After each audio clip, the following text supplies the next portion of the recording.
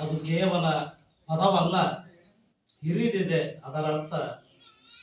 ಕನ್ನಡ ಜಲವೆಂದರೆ ಕೇವಲ ಅದು ನೀರಲ್ಲ, ಅದು ಪುಣ್ಯ ತೀರ್ಥ, ಪಾವನ ತೀರ್ಥ ಅನ್ನುವುದು ಮಾತನ್ನ ಸ್ಮರಿಸುತ್ತಾ ಬಹಳ ನಾವು ಇವತ್ತು ಕೇಂದ್ರ ಸಾಹಿತ್ಯ ಅಕಾಡೆಮಿ ಪರಿಷತ್ ಆಗಿರ್ಬೋದು, ರಾಜ್ಯ ಸಾಹಿತ್ಯ ಅಕಾಡೆಮಿ ಪರಿಷತ್ ಆಗಿರ್ಬೋದು, ತಾಲೂಕಾ ಕನ್ನಡ ಸಾಹಿತ್ಯ ಪರಿಷತ್ ಆಗಿರ್ಬೋದು, ಅವೆಲ್ಲವುಗಳನ್ನು ಮೀರಿ ಒಂದು ಹೋಬಳಿ ಘಟಕ ಈ ರೀತಿ ಸಾಹಿತ್ಯದ ದೀವಿಗೆಯನ್ನ, ಸಾಹಿತ್ಯವನ್ನ ಹಳ್ಳಿ ಹಳ್ಳಿಗೆ, ಸಣ್ಣ ಸಣ್ಣ ಕುಗ್ರಾಮಗಳಿಗೆ ಮುಟ್ಟಿಸುವಂತಹ ಕೆಲಸವನ್ನ ಮಾಡುತ್ತಿರುವ ಆತ್ಮೀಯ ಸ್ನೇಹಿತರು ಮತ್ತು ಕ್ರಿಯಾಶೀಲ ಮೆಡ್ಲೇರಿ ಹೋಬಳಿ ಘಟಕದ ಅಧ್ಯಕ್ಷರಾಗಿರ್ತಕ್ಕಂಥ ಸ್ನೇಹಿತರಾಗಿರ್ತಕ್ಕಂಥ ಕಾಂತೇಶ್ ಅಂಬಿಗರ್ ಸರ್ ಅವರನ್ನ ಈ ಒಂದು ಸಂದರ್ಭದಲ್ಲಿ ನೆನೆಯುತ್ತಾ, ಜೊತೆಗೆ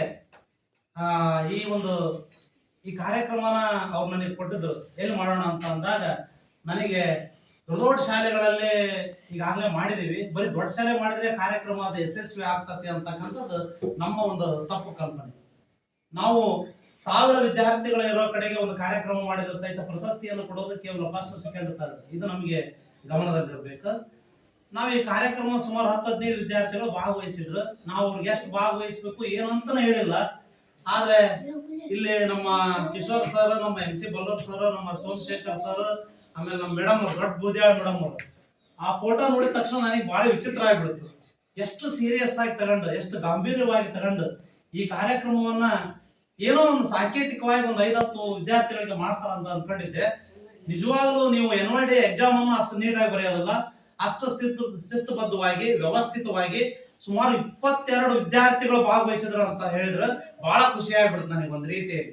ಆ 22 ವಿದ್ಯಾರ್ಥಿಗಳಲ್ಲಿ ಯಾರು ಪ್ರಶಸ್ತಿ ತಗೊಳ್ತಾರ ಇಂಪಾರ್ಟೆಂಟ್ ಅಲ್ಲ, ಆದ್ರೆ ಆ ಕುವೆಂಪು ಅವರ ಬಗ್ಗೆ, ಕುವೆಂಪು ಅವರ ಒಂದು ವೈಚಾರಿಕತೆಯ ಬಗ್ಗೆ, ಕುವೆಂಪು ಅವರ ಒಂದು ಸಾಮಾಜಿಕ ಕಳಕಳಿಯ ಬಗ್ಗೆ ನಿಮ್ಮನ್ನ ವಿಚಾರಶೀಲರನ್ನಾಗಿ ಮಾಡಿ ನಿಮ್ಮನ್ನ ಆ ವಿಷಯದ ಬಗ್ಗೆ ಚಿಂತನ ಮಂಥನ ಮಾಡ್ಲಿಕ್ಕೆ ಹಚ್ಚಿದಾರಲ್ಲ, ನಿಜವಾಗ್ಲೂ ಮೊದಲು ನಾವು ಒಂದು ಮೆಡ್ಲೇರಿ ಹೋಬಳಿ ಘಟಕದಿಂದ ಸಮಸ್ತ ಇಲ್ಲಿನ ಒಂದು ಶಾಲೆಯ STMC ಅಧ್ಯಕ್ಷರಾಗಿರ್ಬೋದು, ಶಿಕ್ಷಕರಾಗಿರ್ಬೋದು, ತಮ್ಮೆಲ್ಲರೂ ಸಹಿತ ನಮ್ಮ ಒಂದು ಘಟಕದ ಪರವಾಗಿ ಹೃದಯಪೂರ್ವಕ ಅಭಿನಂದನೆಗಳನ್ನ ಮೊದಲಿಗೆ ನಾನು ಸಲ್ಲಿಸಲಿಕ್ಕೆ ಇಷ್ಟಪಡ್ತೇನೆ.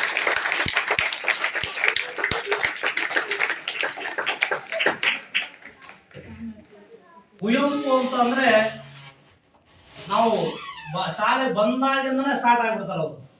ಅವರಿಂದನೇ ನಾವು ಏನೇನೋ ವಿವಿಧ ಸ್ತರಗಳಿಂದ ಬಂದಂತ ವಿದ್ಯಾರ್ಥಿಗಳನ್ನ ಶಾಲೆಗೆ ನಾವು ಕರೆತರಬೇಕು ಅಂತಂದ್ರೆ ನಾವು ಪ್ರೇಯರ್ನ ಮಾಡ್ತೀವಿ.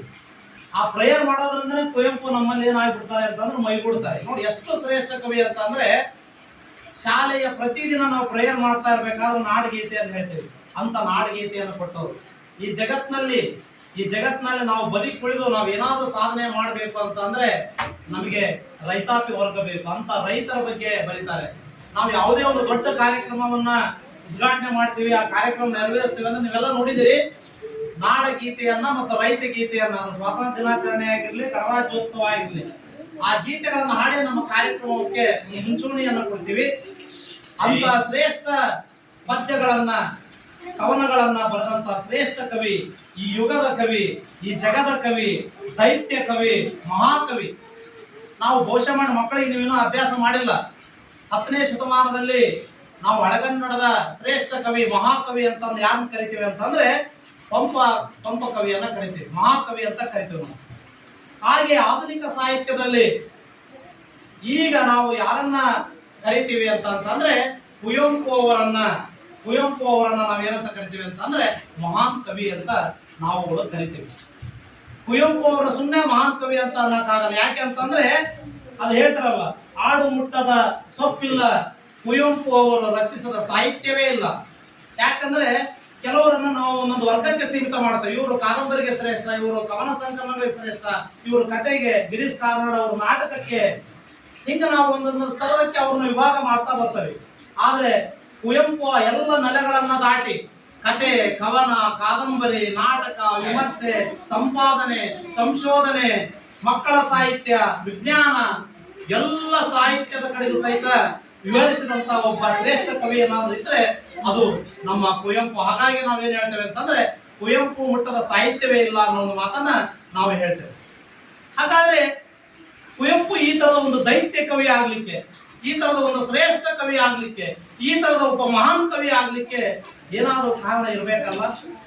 ಯಾಕೆ ಒಂದು ಕುವೆಂಪು ಅವರ ವೈಚಾರಿಕತೆ ಬಗ್ಗೆ ನಾವು ಅಧ್ಯಯನ ಮಾಡ್ತೀವಿ ಅಂತಂದ್ರೆ, ಕುವೆಂಪು ಅವರು ಬೆಳೆದದ್ದು ಸ್ವಾತಂತ್ರ್ಯ ಪೂರ್ವದಲ್ಲಿ ಮತ್ತು ಸ್ವಾತಂತ್ರ್ಯ ನಂತರ. ಭವಿಷ್ಯ ಮಾಡಿ ನಾವು ಹಿಂದಿನ ಕಾಲದಲ್ಲಿ ನಾವು ಹೆಂಗ್ ಅಭ್ಯಾಸ ಮಾಡ್ತಿದ್ವಿ, ಹೆಂಗ್ ವಿದ್ಯಾಭ್ಯಾಸ ಮಾಡ್ತಿದ್ವಿ ಅಂದ್ರೆ ಗುರುಕುಲ ಪದ್ಧತಿ ಅಂತ ಇತ್ತು.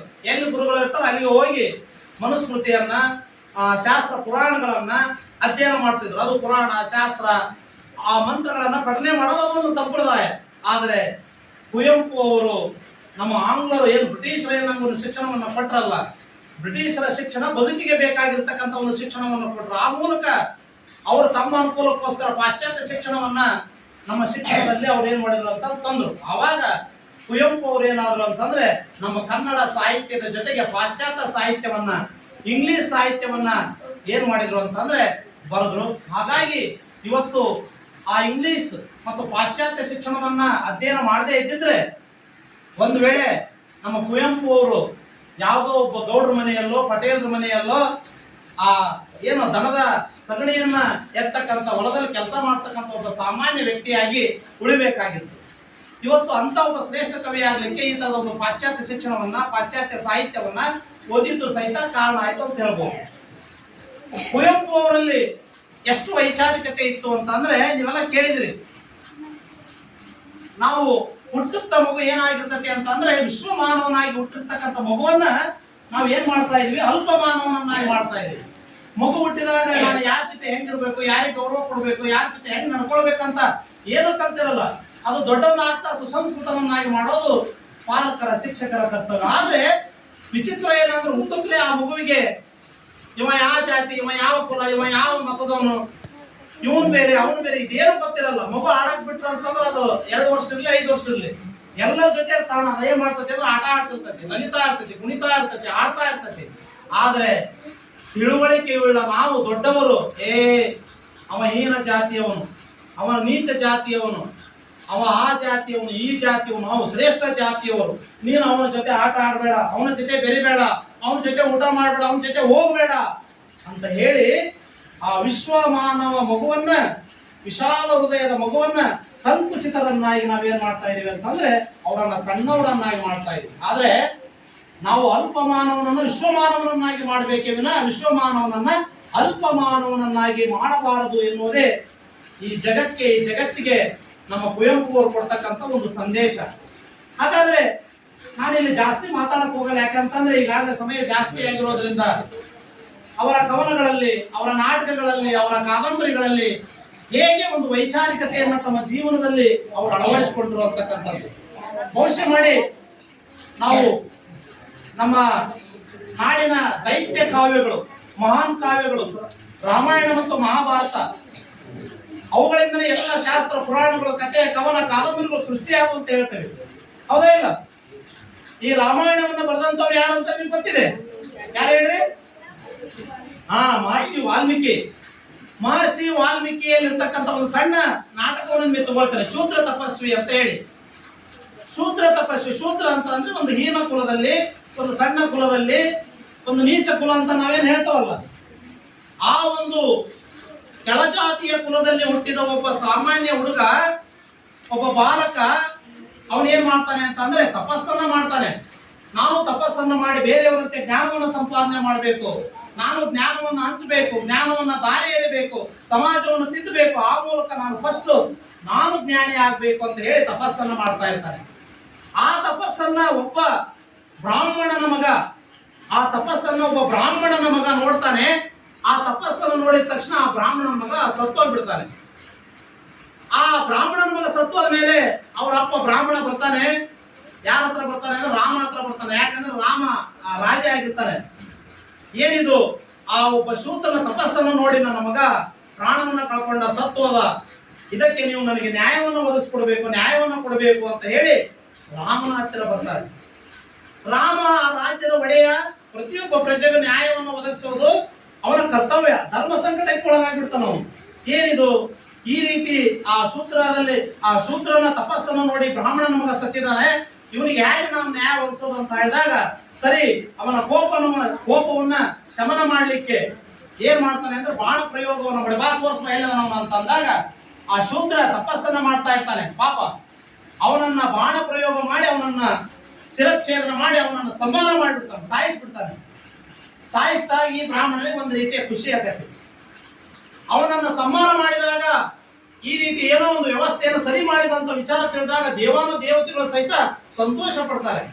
ಯಾಕಂದ್ರೆ ಈ ರೀತಿ ಬರ್ದಿರ್ತಕ್ಕಂಥದ್ದು ವಾಲ್ಮೀಕಿ ಮಹಾರಾಜ, ವಾಲ್ಮೀಕಿ ಅಂತಕ್ಕಂಥ ಒಬ್ಬ ಋಷಿ. ಅವಾಗ ಆ ದೇವಾನು ದೇವತೆಗಳು ಸಂತೃಪ್ತರಾಗಿ ಸಂತೋಷರಾಗಿ ರಾಮ ನಿನಗೇನು ಬೇಕು ಹೊರ ಕೇಳು ಅಂತ ಅಂದಾಗ, ಏನು ಆ ಬ್ರಾಹ್ಮಣ ನಾನು ನನ್ನ ಮಗನನ್ನು ಕಳ್ಕೊಂಡಿದ್ದೀನಿ, ನನ್ನ ಮಗನನ್ನು ಬದುಕಿಸ್ಕೊಡು ಅಂತ ಹೇಳ್ತಾನಲ್ಲ, ಹಾಗಾಗಿ ಆ ಬ್ರಾಹ್ಮಣನ ಮಗ ಅವನು ಜೀವಂತ ಆಗ್ಲಿ ಅನ್ನೋ ಒಂದು ವರವನ್ನ ಕೇಳ್ತಾನೆ. ತಥಾಸ್ತು ಅಂತ ಶಿವ ಹೇಳಿದಾಗ ಮತ್ತೆ ಆ ಮಗ ಏನಾಗ್ತಾನೆ ಅಂದ್ರೆ ಜೀವಂತವಾಗ್ತಾನೆ. ಇದು ಮೂಲ ರಾಮಾಯಣದಲ್ಲಿರ್ತಕ್ಕಂಥ ವಾಲ್ಮೀಕಿ ಬರೆದಿರ್ತಕ್ಕಂಥದ್ದು. ಆದ್ರೆ ಅದೇ ಒಂದು ಕುವೆಂಪು ಈ ವಾಲ್ಮೀಕಿ ಬರೆದಿರ್ತಕ್ಕಂಥ ರಾಮಾಯಣವನ್ನ ಓದಿ ಮತ್ತೊಂದು ತನ್ನ ಒಂದು ವಿಚಾರಗಳನ್ನ ಶೂದ್ರ ತಪಸ್ವಿಯಲ್ಲಿ ಮಂಡನೆ ಮಾಡ್ತಾರೆ. ಏನು ಅಂತಂದ್ರೆ ಇದೇ ರೀತಿ ಒಬ್ಬ ಶೂದ್ರ ತಪಸ್ ಮಾಡ್ತಾ ಇರ್ತಾನೆ, ಅದನ್ನು ಒಬ್ಬ ಬ್ರಾಹ್ಮಣ ಹುಡುಗ ನೋಡ್ತಾನೆ, ಅವನು ಸತ್ತೋಗ್ಬಿಡ್ತಾನೆ. ಮತ್ತೆ ಆ ಬ್ರಾಹ್ಮಣ ಬರ್ತಾನೆ ರಾಮನ ಹತ್ರ, ನನಗೆ ನ್ಯಾಯವನ್ನ ದೊರಕಿಸಿಕೊಡು ಅಂತ ಅಂದಾಗ ರಾಮ ಸ್ವಲ್ಪ ಇಲ್ಲಿ ವಾಲ್ಮೀಕಿಯ ರೀತಿ ವಿಚಾರ ಮಾಡೋದಿಲ್ಲ. ಯಾಕಂದ್ರೆ ವಾಲ್ಮೀಕಿ ಇಡೀ ಬಡಿ ಬಡಿ ಅನ್ನೋ ಒಂದು ಸಂಸ್ಕಾರದಿಂದ ಬಂದವನು. ಆದ್ರೆ ಕುವೆಂಪು ಬಹಳ ಸಾತ್ವಿಕ ಹಿನ್ನೆಲೆಯಲ್ಲಿ ತನ್ನ ಬದುಕನ್ನ ಕಟ್ಕೊಂಡಂತವನು. ಅವಾಗ ರಾಮ ಕೇಳ್ತಾನೆ ಬ್ರಾಹ್ಮಣನನ್ನ, ಧರ್ಮ ಅಂದ್ರೆ ಏನಂತ ಗೊತ್ತಾಗಿದೆ ನಿನಗೆ ಅಂತ ಹೇಳ್ತಾನೆ. ಧರ್ಮ ಒಳ್ಳೆಯದನ್ನೇ ಮಾಡು, ಕೆಟ್ಟದನ್ನ ಮಾಡ್ಬೇಡ ಅಂತ ಹೇಳುತ್ತೆ. ಆಯ್ತು, ನಿನಗೆ ನಾನು ನನ್ನ ಮಟ್ಟಿಗೆ ನಿನಗೆ ನ್ಯಾಯವನ್ನು ಕೊಡ್ತೀನಿ ಅಂತ ಹೇಳಿ ಆ ಬಾಣವನ್ನು ಪ್ರಯೋಗಿಸ್ತಾನೆ. ಒಂದು ಮಾತನ್ನು ಹೇಳ್ತಾನೆ ಆ ಕುವೆಂಪು ಬರೆದಿರ್ತಕ್ಕಂಥ ಶೂದ್ರ ತಪಸ್ವಿಯಲ್ಲಿ, ಈ ಬಾಣವನ್ನು ಪ್ರಯೋಗ ಮಾಡ್ತೀನಿ, ಯಾರು ನಿಜವಾದ ಶೂದ್ರರು, ಇಲ್ಲಿ ಯಾರು ನಿಜವಾದ ನೀಚರು, ಯಾರು ನಿಜವಾದ ಕೆಟ್ಟವರು, ಅವರಿಗೆ ನನ್ನ ಬಾಣ ತಾಗುತ್ತೆ, ಅವರು ಪ್ರಾಣವನ್ನು ಕಳ್ಕೊಳ್ತಾರೆ ಅನ್ನೋ ಒಂದು ಮಾತನ್ನ ಹೇಳ್ತಾನೆ. ಆಯ್ತು ಬಿಡು ಅಂತ ಒಂದು ಬಾಣ ಪ್ರಯೋಗವನ್ನು ಮಾಡಿದಾಗ ಆ ಬಾಣ ಆ ಶೂದ್ರ ಏನ್ ತಪಸ್ ಮಾಡ್ತಾ ಇರ್ತಾನಲ್ಲ ಅವನನ್ನ 3 ಬಾರಿ ಸುತ್ತರಿಯುತ್ತೆ. ಅವನನ್ನ ಶಿರಚ್ಛೇದನ ಮಾಡೋದೇ ಇಲ್ಲ ಆ ಬಾಣ. ಅವನನ್ನ ಶಿರಚ್ಛೇದನ ಮಾಡೋದಿಲ್ಲ. ವಾಪಸ್ ಎಲ್ಲಿ ಬರ್ತತಿ ಅಂತಂದ್ರೆ ಈ ರಾಮನ ಹತ್ತಿರ ಇರ್ತಕ್ಕಂಥ ಆ ಬ್ರಾಹ್ಮಣನ ಸುತ್ತಾ ಇರುತ್ತೆ. ಇನ್ನೇನು ಆ ಬ್ರಾಹ್ಮಣನ ಶಿರಚ್ಛೇದನ ಆಗ್ಬೇಕು, ದಯಮಾಡಿ ನನ್ನನ್ನು ಕಾಪಾಡಿ ಸ್ವಾಮಿ ಅಂತ ಹೇಳ್ತಾನೆ. ದಯಮಾಡಿ ನನ್ನನ್ನು ಉಳಿಸ್ರಿ ಅಂತ ಹೇಳ್ತಾನೆ. ನನ್ನ ಪ್ರಾಣ ಹೊರಟು ಹೋಗುತ್ತೆ ಅಂತ ಹೇಳಿ ಆಗ ಅವನಲ್ಲಿ ಒಂದು ರೀತಿಯ ಮನ ಪರಿವರ್ತನೆ ಆಗುತ್ತೆ. ಓ, ನಾನು ಮಾಡಿದ್ದು ತಪ್ಪು, ನಾನು ಮಾಡಿದ್ದು ಅಧರ್ಮ, ಈ ಜಗತ್ತಿನಲ್ಲಿ ಈ ಪ್ರಕೃತಿಯಲ್ಲಿ ಎಲ್ಲರೂ ಸಮಾನರು, ಎಲ್ಲರಿಗೂ ಶಿಕ್ಷಣವನ್ನು ಪಡೆಯುವ, ಎಲ್ಲರಿಗೂ ದೇವರನ್ನು ಒಲಿಸಿಕೊಳ್ಳುವ, ಎಲ್ಲರಿಗೂ ತಮ್ಮದೇ ಆಗಿರ್ತಕ್ಕಂಥ ಭಕ್ತಿಯನ್ನು ಪ್ರದರ್ಶಿಸುವಂತಹ ಒಂದು ಅಧಿಕಾರ ಜಗತ್ತಿನಲ್ಲಿ ಎಲ್ಲರಿಗಿದೆ. ದಯಮಾಡಿ ನನ್ನ ತಪ್ಪಾಯ್ತು ಅಂತ ಅಂದಾಗ ಅದನ್ನ ನಾನು ಹೇಳ್ಬಿಡ್ತೇನೆ, ರಾಮ ಒಂದ್ಸರಿ ಪ್ರಾಣ ಪ್ರಯೋಗ ಮಾಡಿದ್ರೆ ನಾನು ವಾಪಸ್ ತಗೊಳ್ಳಲ್ಲ ಅಂತ ಅಂದಾಗ ಆ ಶೂದ್ರ ಏನ್ ಮಾಡ್ತಾನೆ ಅಂತಂದ್ರೆ ಕ್ಷಮಾಪಣೆಯನ್ನು ಮಾಡ್ತಾನೆ. ಅವಾಗ ಆ ಬ್ರಾಹ್ಮಣ ಉಳ್ಕೊಳ್ತಾನೆ. ಇದು ಏನು ಅಂತಂದ್ರೆ ವಾಲ್ಮೀಕಿಯ ರಾಮಾಯಣಕ್ಕೂ ಮತ್ತೆ ನಮ್ಮ ಕುವೆಂಪು ಅವರು ಬರೆದಿರ್ತಕ್ಕಂಥ ಒಂದು ರಾಮಾಯಣದ ಒಂದು ವ್ಯತ್ಯಾಸಗಳು ಈ ರೀತಿ ಇದೆ. ಇವು ಏನಂತಂದ್ರೆ ಈ ರೀತಿಯ ಒಂದು ಅಹಿಂಸಾ ಮನೋಭಾವನೆಯನ್ನ, ಒಂದು ವೈಚಾರಿಕತೆಯನ್ನ ಬಿತ್ತಿದಂಥವ್ರು ಯಾರಪ್ಪ ಅಂತಂದ್ರೆ ನಮ್ಮ ಕುವೆಂಪು. ಇವೆಲ್ಲ ಮಹಾಭಾರತ ಕೇಳಿದ್ರಿ ನೀವೆಲ್ಲ. ಮಹಾಭಾರತ 18 ದಿನ ಕುರುಕ್ಷೇತ್ರ ಮಹಾಯುದ್ಧ ನಡೆಯುತ್ತೆ. ಸ್ಮಶಾನ ಕುರುಕ್ಷೇತ್ರ ಅಂತ ಮತ್ತೊಂದು ನಾಟಕವನ್ನು ಬರೀತಾರೆ ಕುವೆಂಪು ಅವರು. ಏನದು, ಯಾವ ನಾಟಕ? ಸ್ಮಶಾನ ಕುರುಕ್ಷೇತ್ರ. ಭವಿಷ್ಯ ಮಾಡಿ ವ್ಯಾಸ ಮಹರ್ಷಿ ಬರೆದಿರ್ತಕ್ಕಂಥ ಈ ಒಂದು ಮಹಾಭಾರತದಲ್ಲಿ ಸ್ಮಶಾನ ಕುರುಕ್ಷೇತ್ರ ಆ ಒಂದು 18 ದಿನಗಳ ಯುದ್ಧ ಆದ್ಮೇಲೆ ಅಲ್ಲಿಗೆ ಆ ಒಂದು ಮಹಾಕಾವ್ಯ ಸಮಾಪ್ತಿ ಆಗುತ್ತೆ. ಆದ್ರೆ ಮಹಾನ್ ಕವಿ ಕುವೆಂಪು ಅವರು ಅದನ್ನ ಮತ್ತೆ ಮುಂದಕ್ಕೆ ತಗೊಂಡು ಹೋಗ್ತಾರೆ. ಏನಂತ? ಸ್ಮಶಾನ ಕುರುಕ್ಷೇತ್ರ. ಸ್ಮಶಾನ ಅಂದ್ರೆ ಏನು? ಹೆಣಗಳನ್ನು ಉಳ್ತಕ್ಕಂಥ ಜಾಗ, ರುದ್ರಭೂಮಿ. ಈ ರುದ್ರಭೂಮಿಯಲ್ಲಿ ಏನಾಗ್ತದೆ ಅಂತಂದ್ರೆ ಸ್ಮಶಾನ ಕುರುಕ್ಷೇತ್ರದಲ್ಲಿ ಸಾಕಷ್ಟು ಜನ ಕುದುರೆ, ಒಂಟೆ, ಸೈನಿಕರು, ಮಹಾನ್ ರಥಗಳು ಎಲ್ಲವೂ ಏನಾಗಿರ್ತವೋ ರಕ್ತದ ಮಡುವಿನಲ್ಲಿ ಮುಳುಗಿರ್ತದೆ. ಇಡೀ ಕುರುಕ್ಷೇತ್ರ ರಕ್ತಮಯವಾಗಿರುತ್ತದೆ. ಆ ರಕ್ತಮಯವಾಗಿರ್ತಕ್ಕಂಥ ವಾತಾವರಣವನ್ನ ಜನರಿಗೆ ತಿಳಿಯಪಡಿಸ್ತಕ್ಕಂಥ ಒಂದು ಕೆಲಸವನ್ನ ಮಹಾನ್ ಕುವೆಂಪು ಅವರು ಮಾಡ್ತಾರೆ. ಅಲ್ಲಿ ಏನಾಗ್ತದೆ ಅಂತಂದ್ರೆ ಯಾರು ನೋಡ್ರಿ, ಈಗ ಅಲ್ಲಿ ಆಗಿರ್ತಕ್ಕಂಥ ಒಂದು ಯುದ್ಧ ಕೌರವರ ಮತ್ತು ಪಾಂಡವರ ಮಧ್ಯೆ. ಅವರು ತಮ್ಮ ಬೇಳೆ ಬೇಯಿಸ್ಕೊಳ್ಳೋಕ್ಕೋಸ್ಕರವಾಗಿ ಸಾವಿರಾರು ಜನ ಸೈನಿಕರನ್ನ, ಸಾವಿರಾರು ಜನ ಅಮಾಯಕರನ್ನ ಏನ್ ಮಾಡಿರ್ತಾರೆ ಅಂತಂದ್ರೆ ಕೊಲೆ ಮಾಡಿರ್ತಾರೆ. ಭವಿಷ್ಯ ಮಾಡಿ ಇವತ್ತು ಸಹಿತ ನೋಡ್ರಿ, ಇವತ್ತು ಸಹಿತ ಇಸ್ರೇಲ್ ಮತ್ತು ಇರಾನ್ ನಲ್ಲಿ ಯುದ್ಧ ನಡೀತಾ ಇದೆ.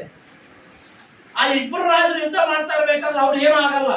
ಆದ್ರೆ ನಿಜವಾಗ್ಲೂ ಸಾಯ್ತಕ್ಕಂಥವ್ರು ಯಾರು? ಅಲ್ಲಿರ್ತಕ್ಕಂಥ ಸಾಮಾನ್ಯ ಸೈನಿಕರು, ಸಾಮಾನ್ಯ ಜನರು, ಅವರ ಕೋಪಕ್ಕೆ ತುತ್ತಾಗುವಂತವ್ರು ಇವರು. ಇದನ್ನ ನಾವು ಯಾವುದೇ ಒಂದು ಯುದ್ಧ ಅಂತ ತಗೊಂಡು ಹೋದಾಗ ಈಗ ನೋಡಿ, ಈಗ ಇಸ್ರೇಲು ಇವತ್ತು ಇರಾನ್ ಆ ಗಲ್ಫ್ ರಾಷ್ಟ್ರಗಳಲ್ಲಿ ಆಗ್ತಕ್ಕಂಥ ಯುದ್ಧ, ಅವ್ರದ್ದು ಏನೋ ಒಂದು ವೈರತ್ವಕ್ಕೆ ಇವತ್ತು ನಾವೆಲ್ಲ ಇವತ್ತು ನಾಳೆ ಅಡಿಗೆ ಮಾಡ್ಲಿಕ್ಕೆ ಸಿಲಿಂಡರ್ ಸಿಕ್ಕತ್ತ ಇಲ್ಲ ಅಂತ ಭಯ ಆತಂಕಗಳು ನಮಗೆ ಇದಾಗಿದೆ. ನೋಡಿ, ಸುಮಾರು 50 ವರ್ಷಗಳ ಹಿಂದೆ 1944ರಲ್ಲಿ ಸ್ಮಶಾನ ಕುರುಕ್ಷೇತ್ರ ಬಂದದ್ದು ಇವತ್ತು ಆ ಸೂರ್ಯಚಂದ್ರ ಇರೋವರೆಗೂ ಆ ಒಂದು ನಾಟಕ ಇವತ್ತು ಸಹಿತ ಪ್ರಸ್ತುತವಾಗುತ್ತೆ. ಹಿಂಗೆ ಕುವೆಂಪು ಏನಾಗ್ತಾರೆ ಅಂತಂದ್ರೆ ಸದಾ ಕಾಲ ಒಂದು ಜೀವಂತಿಕೆಯನ್ನ ಪಡ್ಕೊಳ್ತಾರೆ. ಅಲ್ಲಿ ನೋಡ್ರಿ, ಆ ಯುದ್ಧ ಆದ್ಮೇಲೆ ಒಬ್ಬ ಹೆಣ್ಮಗಳು ಬರ್ತಾಳೆ, ನನ್ನ ಗಂಡ ಬರ ಎಲ್ಲಿದೆ, ನನ್ನ ಗಂಡನ ಹೆಣ ಎಲ್ಲಿದೆ, ನನ್ನ ಗಂಡ ಬದುಕಿರ್ಬೋದು ಅಂತ ನೋಡ್ತಾ ಇದ್ದಾಳೆ. ಇನ್ನೊಬ್ಳು, ನನ್ನ ಮೊಮ್ಮಗ ಯುದ್ಧಕ್ಕೆ ಹೋಗಿದ್ದ, ಬದುಕಿರ್ಬೋದು, ಉಳಿದಿರ್ಬೋದು, ಅವನನ್ನ ನೋಡ್ಬೇಕು, ಅವನ ಜೊತೆ ಬಾಳ್ಬೇಕು ಅಂತ ಆ ಒಂದು ಕುರುಕ್ಷೇತ್ರದಲ್ಲಿ ಹುಡುಕಾಡ್ತಾ ಇರ್ತಾಳೆ. ಆದ್ರೆ ಒಂದು ವಿಪರ್ಯಾಸ ಏನಂತಂದ್ರೆ ಕೊನೆಗೂ ಅವರ ಹೆಣಗಳು ಸಿಗ್ತಾವು. ಆ ಗಂಡನನ್ನು ಕಳೆದುಕೊಂಡ ತಾಯಿಗೂ ಮೊಮ್ಮಗನನ್ನು ಕಳೆದುಕೊಂಡ ಅಜ್ಜಿಗೂ ಆ ಸ್ಮಶಾನ ಕುರುಕ್ಷೇತ್ರದಲ್ಲಿ ಆನೆ ಸೈನಿಕರ ಎಲ್ಲಗಳ ಮಧ್ಯೆ ಹುಡುಕಾಡಿದಾಗ ಸಿಗ್ತಾವು. ಆದ್ರೆ ವಿಪರ್ಯಾಸ ಏನು ಅಂತಂದ್ರೆ ಆ ಕ್ಲೈಮ್ಯಾಕ್ಸ್ ಅಂತ ಹೇಳ್ತಾವಲ್ಲ ನಾವು, ವಿಪರ್ಯಾಸ ಏನು ಅಂತಂದ್ರೆ ಆ ಹೆಂಡತಿಯ ಗಂಡ, ಅಜ್ಜಿಯ ಮೊಮ್ಮಗ ಒಬ್ಬರಿಗೊಬ್ಬರು ಕತ್ತಿಯನ್ನ ಅವನಿಗೆ ಇವನಿಗೆ ಅವನ ಕತ್ತಿಯನ್ನು ಹಾಕಿ ಬಡದಾಡಿಸುತ್ತಾರೆ. ಮೂಲತಃ ಇವರು ಬಹಳ ಆತ್ಮೀಯರು, ಆದ್ರೆ ಆ ರಾಜರ ಪರವಾಗಿ ಹೋರಾಟ ಮಾಡಿ ತಮ್ಮ ಬದುಕನ್ನು ಕಳ್ಕೊಳ್ತಾರೆ. ಯಾಕೆ ಮಾತು ಹೇಳ್ತಾನೆ ಅಂದ್ರೆ ಇವತ್ತು ಹಲವಾರು ರಾಜಕೀಯ ವ್ಯಕ್ತಿಗಳು ಇವತ್ತು ನೋಡ್ರಿ, ಎಲ್ಲೋ ಯುದ್ಧ ಕಥೆ ಅಂದ್ರೆ ಯಾವ ಪ್ರಧಾನಮಂತ್ರಿ ಆಗಿರ್ಲಿ, ಮುಖ್ಯಮಂತ್ರಿ ಆಗಿರ್ಲಿ, ಯಾವ ಶಾಸಕರು ಸಾಯೋದಿಲ್ಲ. ಇದು ನೆನಪಿರಲಿ ವಿದ್ಯಾರ್ಥಿಗಳಿಗೆ, ಇದು ನಿಮಗೆ ಈಗ ಅರ್ಥ ಆಗಿದ್ರೆ ಮುಂದೆ ಅರ್ಥ ಆಗುತ್ತೆ. ಅಲ್ಲಿ ಸಾಯುವವರು ನಮ್ಮಂತ ಅಮಾಯಕರು ಯುವಕರು. ದಯಮಾಡಿ ಇದನ್ನ ಏನ್ ಮಾಡ್ಬೇಕು ಅಂತಂದ್ರೆ, ಈ ರೀತಿ ಕೆಲವೊಂದು ರಾಜಕೀಯ ವಿಷಯಗಳಿಗೆ ನಾವು ಮನ ಕೊಡದೆ, ನಮ್ಮ ಕಿವಿಯನ್ನು ಕೊಡದೆ, ನಾವು ವಿಚಾರಶೀಲತೆಯಿಂದ ನಾವು ಯೋಚನೆ ಮಾಡಿದಾಗ ಮಾತ್ರ ಒಂದು ಒಳ್ಳೆಯ ಜಗತ್ತನ್ನು ನಾವು ಕಟ್ಟಲಿಕ್ಕೆ ಸಾಧ್ಯ ಇದೆ ಅನ್ನೋದು ಮಾತನ್ನು ಹೇಳ್ತಾ, ಅವ್ರ ಬಗ್ಗೆ ಮಾತನಾಡ್ಬೇಕಂದ್ರ ಈಗ 10 ನಿಮಿಷ 20 ನಿಮಿಷದಲ್ಲಿ ಮಾತಾಡೋದು ನಾವು ಬಹಳ ಅಲ್ಪರಾಗ್ತೇವೆ. ಅದೇನ ಹೇಳ್ತಾರೆ, ಅಲ್ಪ ಮಾನವ ಅಂತ ಹೇಳಿದ್ರಲ್ಲ, ವಿಶ್ವ ಮಾನವ ಅಲ್ಪ ಮಾನವ ಮಾಡೋದು ಹಂಗತಿ ಭವಿಷ್ಯ ಮಾಡಿ ತಮ್ಮ ಬದುಕಿನಲ್ಲಿ ಯಾಕೆ ಕುವೆಂಪು ಅವರು ಶ್ರೇಷ್ಠ ಆಕಾರ ಅಂತಂದ್ರೆ, ಬರೀ ಕೆಲವರು ಕಾವ್ಯಗಳನ್ನು ಬರೀತಾರೆ, ಬೇರೆಯವ್ರನ್ನ ಮೆಚ್ಚಿಸಿಕೊಳ್ಳಲಿಕ್ಕೆ, ಇನ್ನೊಬ್ಬರಿಂದ ಸೈ ಎನಿಸಿಕೊಳ್ಳಲಿಕ್ಕೆ, ಪ್ರಶಸ್ತಿಗಳನ್ನು ಪಡೆಯಲಿಕ್ಕೆ, ತಮ್ಮ ಜೀವನವನ್ನು ಮಾಡಲಿಕ್ಕೆ. ಆದ್ರೆ ಇವೆಲ್ಲವುಗಳನ್ನ ಪ್ರಶಸ್ತಿಯನ್ನು ಪಡೆಯಲಿಕ್ಕೆ, ಬೇರೆಯವರ ಸಮಾಜವನ್ನು ತಿನ್ನಲಿಕ್ಕೆ, ಇವತ್ತು ಸಮಾಜವನ್ನು ಸರಿದಾರಲಿಕ್ಕೆ ತರಲಿಕ್ಕೆ ಎಲ್ಲ ಆಶಯಗಳನ್ನು ಇಟ್ಟುಕೊಂಡು ಒಂದು ಲೇಖನವನ್ನ, ಸಾಹಿತ್ಯವನ್ನು ಬರೆದಂತ ಒಬ್ಬ ಧೀಮಂತ ಕವಿ ಅಂತಂದ್ರೆ ಕುವೆಂಪು ಅವರು. ಬರೀ ಅವ್ರು ಹೇಳಿಲ್ಲ, ಯಾಕೆ ಅವರು ಶ್ರೇಷ್ಠ ಆಗ್ತಾರೆ ಅಂತಂದ್ರೆ, ತಾವು ನುಡಿದಂತೆ ನಡೆದರು, ಯಾರು ನುಡಿದಂತೆ ನಡೆದ್ರು ಅವರು ಈ ಜಗತ್ತಲ್ಲಿ ಶ್ರೇಷ್ಠರಾಗ್ತಾರೆ. ಭವಿಷ್ಯ ಮಾಡಿ ಬಸವಣ್ಣನ ಒಂದು ಆದರ್ಶ ಗುಣಗಳನ್ನ ಮೈಗೂಡಿಸ್ಕೊಂಡವರು. ಉದಾಹರಣೆಗೆ ನೋಡ್ರಿ, ನಾವೀಗ ಮದುವೆ ಅಂತ ಅಂದ್ರೆ ನಮ್ಮ ಊರ ನೋಡ್ರಿ ನೀವೆಲ್ಲ ಸೌಂಡ್ ಬಾಕ್ಸ್, ಆಮೇಲೆ ಏನು ಮೆರವಣಿಗೆ, ಏನು ಊಟ, ಏನು ಆಡಂಬರ ಹೇಳಬಾರದು. ಆದ್ರೆ ಈ ಜಗತ್ತಿನ ಕವಿ, ವಿಶ್ವಕವಿ, ಶ್ರೇಷ್ಠ ಕವಿ, ಮಹಾನ್ ಕವಿ ತನ್ನ ಮಗ ಪೂರ್ಣಚಂದ್ರ ತೇಜಸ್ವಿ ಘೋಷಣೆ ಮಾಡಿ ಒಳ್ಳೆ ಕ್ಲಾಸ್ ಮಕ್ಕಳು ಓದಿದ್ರಿ, ಹೌದಾ ಇಲ್ಲ? ಮೊನ್ನೆ ಅವ್ನು ಪಾಠ ಮಾಡಿದವರು ನಾನು ಚಗಳಿ ಇರುವೆ ಅಂತಂದು 1960ರಲ್ಲಿ ತಮ್ಮ ಮಗನ ಮದುವೆಯನ್ನು ಮಾಡಬೇಕಾದ್ರೆ ಕುವೆಂಪು ಅಂದ್ರೆ ಇಡೀ ಯಾರಿಗೆ ಗೊತ್ತಿಲ್ಲ, ಕರ್ನಾಟಕ ಅಲ್ಲ ಎಂಟೈರ್ ದೇಶಕ್ಕೆ ಗೊತ್ತು. ಅವ್ರ ಮದುವೆಯನ್ನು ಬಹಳ ಅದ್ದೂರಿಯಾಗಿ ಮಾಡ್ಬೋದಾಗಿತ್ತು. ಆದ್ರೆ ಕುವೆಂಪು ಅವರು ತನ್ನ ಮಗನ ಮದುವೆಯನ್ನು ಹೆಂಗ್ ಮಾಡ್ತಾರೆ ಅಂತಂದ್ರೆ ಮಂತ್ರ ಮಾಂಗಲ್ಯದ ಮೂಲಕ ಮಾಡ್ತಾರೆ. ನೋಡಿ, ಬದುಕಿನಲ್ಲಿ ಹೆಂಗ ಒಂದು ವೈಚಾರಿಕತೆಯನ್ನ, ವೈಜ್ಞಾನಿಕತೆಯನ್ನ, ಒಂದು ಒಳ್ಳೆಯ ನುಡಿಗೆ ತಕ್ಕ ನಡೆಯನ್ನು ಬಳಸ್ಕೊಂಡ್ರು ಅಂತಂದ್ರೆ ಮಂತ್ರ ಮಾಂಗಲ್ಯದ ಮೂಲಕ ತನ್ನ ಮಗನ ಮದುವೆಯನ್ನು ಮಾಡ್ತಾರೆ. ಮಂತ್ರ ಮಾಂಗಲ್ಯ ಅಂದ್ರೆ ಗೊತ್ತಾ ನಿಮಗೆ? ಗೊತ್ತಿಲ್ಲ. ಕೇವಲ ಮಂತ್ರಗಳನ್ನ ಪಠನೆ ಮಾಡೋದ್ರಿಂದ ಬೆಳಗ್ಗೆ ಎದ್ದು ನೀವೆಲ್ಲ ಆ ದೇವಸ್ಥಾನದ ಸ್ವೀಕಾರ ಆಗ್ತಾರ. ಬೆಳಗ್ಗೆ ಎದ್ದ ತಕ್ಷಣ ದೇವರ ಶ್ಲೋಕಗಳು ಇರ್ತಾವಲ್ಲ, ಕೇವಲ ಆ ಒಂದು 4 ಶ್ಲೋಕಗಳನ್ನ ಹೇಳುವುದರ ಮುಖಾಂತರ ಮದುವೆಯನ್ನು ಮಾಡ್ತಾರೆ. ಬಹಳ ಜನ ಎಲ್ಲ ಆ ರಾಜೇಶ್ವರಿ ಅಂತಂದು ತನ್ನ ಸೊಸೆ, ಅವ್ರ ತಂದೆ ತಾಯಿ, ಇವರು ಕುವೆಂಪು ಅವರ ಗಂಡ ಹೆಂಡತಿ, ಅವ್ರ ಸ್ನೇಹಿತರು, ಇಷ್ಟೇ ಜನ ಇದ್ದು ಮದುವೆಯನ್ನು ಮಾಡ್ತಾರೆ. ಮತ್ತೆ ಅವ್ರು ಮಂತ್ರ ಮಾಂಗಲ್ಯದ ಹೇಳ್ತಾರೆ, ಒಂದು ವಿವಾಹವನ್ನು ಮಾಡಬೇಕಾದ್ರೆ, ಈ ಮಂತ್ರ ಮಾಂಗಲ್ಯವನ್ನು ಮಾಡಬೇಕಾದ್ರೆ ಇದು ನಮ್ಮ ಸ್ಟೇಟಸ್ ಅನ್ನು ಪ್ರದರ್ಶನ ಮಾಡೋದಲ್ಲ. ಯಾವುದೇ ಕಾರಣಕ್ಕೂ 200 ಜನರನ್ನ ಮೀರಬಾರದು. ಇವತ್ತು MLA MP ಗಳು, ದೊಡ್ಡ ವ್ಯಕ್ತಿಗಳು ಮದುವೆ ಅಂದ್ರೆ, ನನ್ನ ಮದುವೆ, ನನ್ನ ಮಗನ ಮದುವೆ 2,000 ಜನ ಬಂದಿದ್ರು, ನನ್ನ ಮಗನ ಮದುವೆ 10,000 ಬಂದವರಿಗೆ ಏನು ಊಟ, ಜ್ಯೂಸು, ಅದು ಇದು, ಇಂದು ಮಾಡಿಲ್ಲ ಮುಂದೂ ಮಾಡಿಲ್ಲ. ಹೋಗಿ ಯಾರು ಬಡವರಂತ ಮಾಡ್ತಾರ ನೋಡೋಣ.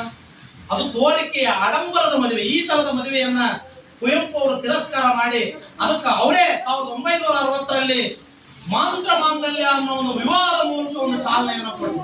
ಆ ಮಂತ್ರ ಮಾಂಗಲ್ಯದ ಬಗ್ಗೆ ಹೇಳ್ಬೇಕಂದ್ರೆ ಅದು ಹೆಂಗಿರ್ಬೇಕು ಏನು ಅನ್ನೋದ್ರ ಬಗ್ಗೆ. ಅದ್ರ ಜೊತೆಗೆ ಇವತ್ತು ನೋಡ್ರಿ ಅವ್ರು ಹೆಂಗೆ ಬೆಳೆದ್ರು. ಪೂರ್ಣಚಂದ್ರ ತೇಜಸ್ವಿ ಅವರ ಮಗ ಪೂರ್ಣಚಂದ್ರ ತೇಜಸ್ವಿ ಅವರು ನಂತರ ಈ ಜನಾಂಗಕ್ಕೆ ಈ ಮನುಕುಲಕ್ಕೆ ನಿಮ್ಮ ಮಂತ್ರ ಮಾಂಗಲ್ಯ ಮದುವೆ ಅರ್ಥ ಆಗಲ್ಲ ಅಂತ ಹೇಳಿ ಪೂರ್ಣಚಂದ್ರ ತೇಜಸ್ವಿ ಅವರ ಶ್ಲೋಕಗಳನ್ನ ಏನ್ ಮಾಡ್ತಾರೆ ಅಂದ್ರೆ ಗದ್ಯಾನುವಾದವನ್ನ ಮಾಡ್ತಾರೆ. ನಮಗೆ ಅರ್ಥವಾಗುವ ರೀತಿಯಲ್ಲಿ ಮಾತಿನ ರೂಪದಲ್ಲಿ ಬರೆದು ಆ ಒಂದು ಮಂತ್ರ ಮಾಂಗಲ್ಯವನ್ನು ಗದ್ಯ ರೂಪದಲ್ಲಿ ಏನ್ ಮಾಡ್ತಾರೆ ಅಂತಂದ್ರೆ ಅದನ್ನ ಓದಿ ಆಮೇಲೆ ಇಲ್ಲಿ ನೋಡ್ರಿ ಅವ್ರ ಮದುವೆಗೆ ಬಹಳ ಸಂಸ್ಕೃತವನ್ನು ತಿಳಿದುಕೊಂಡಂತ ಪಂಡಿತರು ಬರೋ ಅವಶ್ಯಕತೆ ಇಲ್ಲ.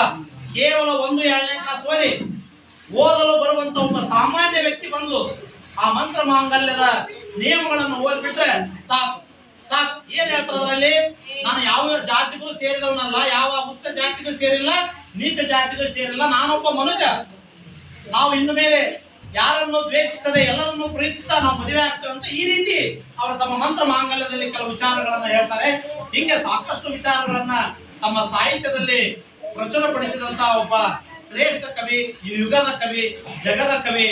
ಹಾಗಾಗಿ ಬರೀ ನಾವು ಮಾತಾಡೋದ್ರಿಂದ ಭಾಷಣ ಮಾಡೋದ್ರಿಂದ ದೊಡ್ಡ ವ್ಯಕ್ತಿಗಳಾಗೋದಿಲ್ಲ. ಬದಲಾಗಿ ನಮ್ಮ ಮಾತು ಮತ್ತು ಕೃತಿಗೂ ಸಾಮ್ಯತೆ ಇದ್ದಾಗ ಮಾತ್ರ ಸಮಾಜದಲ್ಲಿ ನಮಗೆ ವಿಶೇಷವಾಗಿರ್ತಕ್ಕಂಥ ಸ್ಥಾನಮಾನ ಮತ್ತು ಗೌರವ ಸಿಗುತ್ತೆ ಅನ್ನೋ ಒಂದು ಹಲವಾರು ವಿಚಾರಗಳನ್ನ ಅವರು ತಮ್ಮ ಕಥೆಗಳಲ್ಲಿ, ಕವನಗಳಲ್ಲಿ, ಕಾವ್ಯಗಳಲ್ಲಿ, ಮಲೆಗಳಲ್ಲಿ ಮದುಮಗಳು ಅನ್ನೋ ಒಂದು ಕಾದಂಬರಿ ಫಸ್ಟ್ ಹೇಳ್ಬಿಡ್ತಾರೆ ಅವರು.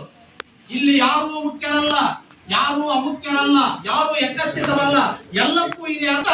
ಇಲ್ಲಿ ಯಾವುದೂ ಅಲ್ಲ ವ್ಯರ್ಥ, ಇಲ್ಲಿ ಎಲ್ಲರೂ ಶ್ರೇಷ್ಠ. ಅಲ್ಲಿರ್ತಕ್ಕಂಥ ಹುಲಿಯ ಅಂತಕ್ಕಂಥ ನಾಯಿಯನ್ನ, ಬುತ್ತಿ, ಚನ್ನಿ, ಐತ, ಪೀಚಲು ಎಲ್ಲ ಪಾತ್ರಗಳನ್ನ ಏನ್ ಮಾಡ್ತಾರೆ ಅಂತಂದ್ರೆ ಅವರು ಎಲ್ಲ ಪಾತ್ರಗಳನ್ನ ಏನು ಕನಿಷ್ಠ ಪಾತ್ರಗಳನ್ನ ಒಂದು ನಾಯಕ ಪಾತ್ರಗಳನ್ನಾಗಿ ಕುವೆಂಪು ಅವರು ಸೆರೆ ಹಿಡಿತಾರೆ. ಈ ರೀತಿಯಾಗಿ ದುರ್ಬಲರನ್ನ, ಶೂದ್ರರನ್ನ, ಅಮಾಯಕರನ್ನ ನಾವೇನ್ ಮಾಡ್ಬೇಕು ಅಂತಂದ್ರೆ ಎತ್ತಿರ್ತಕ್ಕಂಥ ಕೆಲಸವನ್ನ ಮಾಡಿದಾಗ ಮಾತ್ರ ನಮ್ಮ ಸಾಹಿತ್ಯ ಕೃಷಿ ಸಾರ್ಥಕವಾಗುತ್ತೆ ಅನ್ನೋ ಒಂದು ಮಾತುಗಳನ್ನ ಕುವೆಂಪು ಅವರು ತಮ್ಮ ಸಾಹಿತ್ಯದಲ್ಲಿ ಕೊಟ್ಟರು. ಅಂತ ಒಂದು ಕುವೆಂಪು ಅವರ ಜೀವನದ ಆದರ್ಶ ಮೌಲ್ಯಗಳನ್ನ, ಅವರ ಕಥೆ ಕಾದಂಬರಿಗಳನ್ನ ಓದಿ ಅವರ ದಾರಿಯಲ್ಲಿ ನಡೆದಾಗ ಮಾತ್ರ ಇವತ್ತು ಸರ್ವ ಜನಾಂಗದ ಶಾಂತಿಯ ತೋಟ ಅನ್ನೋ ಒಂದು ಕಾರ್ಯಕ್ರಮ ಯಶಸ್ವಿ ಆಗುತ್ತೆ. ಎಲ್ಲ ವಿದ್ಯಾರ್ಥಿಗಳು ಅವ್ರಾಗಲೇ ನಮ್ಮ ಇವ್ರು ಹೇಳಿದ್ರು, ಕಿಶೋರ್ ಕುಮಾರ್ ಸರ್, ನನ್ನನ್ನು ತಲೆ ತಗ್ಗಿಸಿ ನೋಡು, ನಿನ್ನನ್ನು ತಲೆ ಎತ್ತಿ ನಡೆಯುವಂತೆ ಮಾಡ್ತೇನೆ ಅಂತ ಪುಸ್ತಕ ಹೇಳ್ತತಿ. ಆದ್ರೆ ಅದೇ ಮೊಬೈಲ್ ನನ್ನನ್ನು ತಲೆ ತಗ್ಗಿಸಿ ನೋಡು, ನಿನ್ನನ್ನು ತಲೆ ಎತ್ತಿ ನಡೆಯದಂತೆ ಮಾಡುತ್ತೇನೆ ಅಂತ ಹೇಳ್ತಾರೆ. ಹಾಗಾಗಿ ನಾವು ತಲೆ ಎತ್ತಿಸಿ ಎದೆ ಉಬ್ಬಿಸಿ ಹೀಗೆ ನಡಿಬೇಕು ಅಂತಂದ್ರೆ ಪುಸ್ತಕಗಳ ಮರೆ ಹೋಗ್ಬೇಕು, ಪುಸ್ತಕ ದಾಸರಾಗಬೇಕು. ಆ ಪುಸ್ತಕಗಳ ಹಿಂದೆ ಹೋದಾಗ ಮಾತ್ರ ನಾವು ಏನಾದ್ರೂ ಸಹಿತ ಒಬ್ಬ ಸಣ್ಣ ಕವಿಯಾಗಿ ಜಗತ್ತಿಗೆ ಏನಾದ್ರೂ ಪಡ್ಲಿಕ್ಕೆ ಸಾಧ್ಯ ಇದೆ ಅನ್ನೋ ಒಂದು ಮಾತನ್ನ ಹೇಳೋದ್ರ ಮುಖಾಂತರ ಅವರ ದಾರಿಯಲ್ಲಿ ನಾವು ನೀವೆಲ್ಲರೂ ಹೋಗೋಣ ಅನ್ನೋ ಒಂದು ಮಾತನ್ನ ಹೇಳ್ತಾ, ನನಗೆ ಇವತ್ತಿನ ದಿನ ಕುವೆಂಪು ಅವರ ಒಂದು ವೈಚಾರಿಕತೆ ವಿಷಯಗಳ ಬಗ್ಗೆ ಮಾತಾಡ್ಲಿಕ್ಕೆ ಅವಕಾಶ ಮಾಡಿಕೊಟ್ಟಂತ ಈ ಶಾಲೆಯ ಪ್ರಧಾನ ಗುರುಗಳು, ಹಾಗೆ ನಮ್ಮ ಗ್ರಾಮದ ಹಿರಿಯರು, ಮತ್ತೆ ಅವರು ಎಲ್ಲಾ ರೀತಿ ಅವರು ಒಂದು ರೀತಿಯ ಸಕಲ ಕಲಾವಂತರು. ಅವರು ಭಜನೆನೂ ಗೊತ್ತು, ಮಾತು ಗೊತ್ತು, ಹಾಡು ಗೊತ್ತು, ಎಲ್ಲವನ್ನ ಸಹಿತ ಬೆಳಗಿಸಿದಂತ ನಮ್ಮ ಗ್ರಾಮದ ಹಿರಿಯರು ಶ್ರೀ MC ಬಲ್ಲೂರ್ ಅವರು, ನಮ್ಮ ಅರ್ಕೇರಿ ಸರ್. ಬಹಳ ಖುಷಿ ಆಗ್ತಾ ಇದೆ ನನಗೆ. ಇಲ್ಲಿ ಎಷ್ಟು ಮಕ್ಕಳು ಭಾಗವಹಿಸೋದು ಇಂಪಾರ್ಟೆಂಟ್ ಅಲ್ಲ, ಮಕ್ಕಳ ಆಸಕ್ತಿಯಿಂದ ಅಟ್ಲೀಸ್ಟ್ ಏನಾದ್ರು ಅವ್ರು ಆಗಲೇ ಕಿಶೋರ್ ಕುಮಾರ್ ಸರ್ ಹೇಳಿದ್ರು, ಸರ್ ಅಟ್ಲೀಸ್ಟ್ ಕುವೆಂಪು ಬಗ್ಗೆ ಮಾತಾಡಿದ್ರೆ ಅಟ್ಲೀಸ್ಟ್ 2 ನಿಮಿಷ ನಮ್ಮ ಮಕ್ಕಳು ಮಾತಾಡ್ತಾರೆ ಅಂತ ಹೇಳಿದ್ರು. ಅಟ್ಲೀಸ್ಟ್ ಅವ್ರ ಬಗ್ಗೆ ಮಾತನಾಡ್ತಕ್ಕಂಥ ಸಾಮರ್ಥ್ಯ, ಅವ್ರ ಬಗ್ಗೆ ವಿಚಾರ ಮಾಡ್ತಕ್ಕಂಥ ಚಿಂತನೆ ನಿಮ್ಮಲ್ಲಿ ಆಗಿದೆ ಅಂತಂದ್ರೆ ಖಂಡಿತವಾಗ್ಲೂ ಸಹಿತ ನಮ್ಮ ಈ ಒಂದು ಕಾರ್ಯಕ್ರಮ ಅರ್ಥಪೂರ್ಣ ಮತ್ತು ಯಶಸ್ವಿಯಾಗಿದೆ ಅನ್ನೋ ಒಂದು ಮಾತನ್ನ ಹೇಳ್ತಾ, ಈ ಒಂದು ಸಂದರ್ಭದಲ್ಲಿ ನನಗೆ ಈ ಒಂದು ವಿಷಯದ ಬಗ್ಗೆ ಉಪನ್ಯಾಸವನ್ನು ಮಾಡ್ಲಿಕ್ಕೆ ಅವಕಾಶ ಮಾಡಿಕೊಟ್ಟಂತ ಆತ್ಮೀಯ ಸ್ನೇಹಿತ ಮತ್ತು ಹುಬ್ಳಿ ಕಡೆಗಳ ಅಧ್ಯಕ್ಷರಾಗಿರ್ತಕ್ಕಂಥ ಕಾಂತೇಶ್ ಅಂಬಿಗರ್ ಅವರು, ಹಾಗೂ STMC ಅಧ್ಯಕ್ಷರು ನೋಡಿ ಕರಿಯಪ್ಪ ರಾವಳ್ ಅವರು ನೋಡಿ, ಇದೇನ್ ಬಿಡ್ರಿ, ಇದೇನೋ ಒಂದು ಭಾಷಣ ಐತಂತ ನಮಗೇನು ಅರ್ಥ ಆಗಲ್ಲ ಅಂತ ಹೋಗ್ಬೋದಾಗಿತ್ತು. ಆದ್ರೆ ಈ ಕಾರ್ಯಕ್ರಮಕ್ಕೆ ಪ್ರಾರಂಭದಿಂದ ಇಲ್ಲಿವರೆಗೂ ಇದ್ದು ನಮ್ಮ ಬಲ್ಲೂರ್ ಸರ್ ಇವತ್ತು ಯಾವ್ದೋ ಒಂದು ಸಹಕಾರಿ ಸಂಘದ ಅವರು ಅಧ್ಯಕ್ಷರಾರ, ಅಲ್ಲಿ MLA ಬರ್ತಾರೆ. ಆದ್ರೂ ಸಹಿತ ಏನೋ ನಮ್ಮ ಒಂದು ಶಾಲೆಯಲ್ಲಿ ಕಾರ್ಯಕ್ರಮ ಮಾಡಿದ್ದಕ್ಕೆ ಅದಕ್ಕೆ ನಾವು ಬೆನ್ನು ಕೊಡದೆ ಮುಖ ಕೊಟ್ಟ ಕಾರ್ಯಕ್ರಮವನ್ನು ಯಶಸ್ವಿಗೊಳಿಸಬೇಕಂತ ಹೇಳಿ ನಾವೆಲ್ಲರೂ ಸಹಿತ ಬಹಳ ಅರ್ಥಪೂರ್ಣವಾಗಿ ಕಾರ್ಯಕ್ರಮವನ್ನ ಮಾಡಿದ್ದೀರಿ ಅಂತ ಅನ್ನೋ ಒಂದು ಮಾತನ್ನು ಹೇಳ್ತಾ ತಮ್ಮೆಲ್ಲರೂ ಸಹಿತ ಧನ್ಯವಾದಗಳನ್ನು ಹೇಳಿ ನನ್ನ ಮಾತುಗಳನ್ನು